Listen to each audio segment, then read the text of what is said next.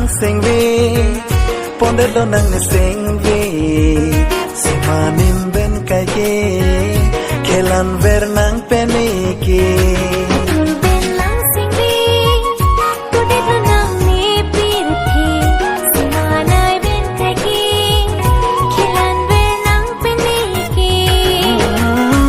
loti kang ting do sitame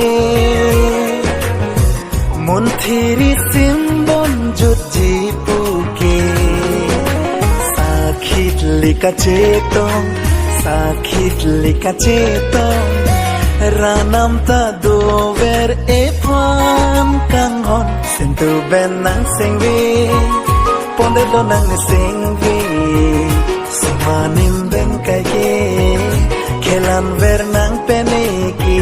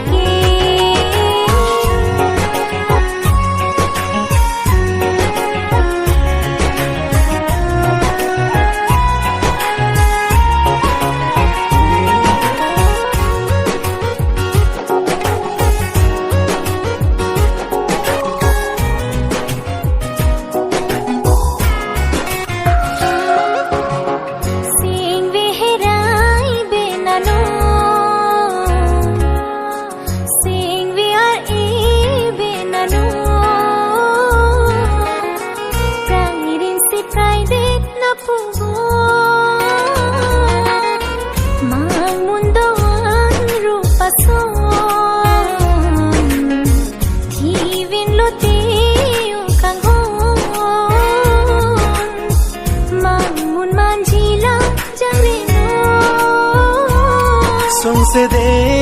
kang hon mang mun pleng ji along mang mun ang he manon rahi don ri along deng lo ni nang se me deng lo ni nang lam cha pa pleng vek ji ne kang hon nang mang mun sen tu ben nang seng vi sen karong do ana son rum hom seng vi alone binang de kang honano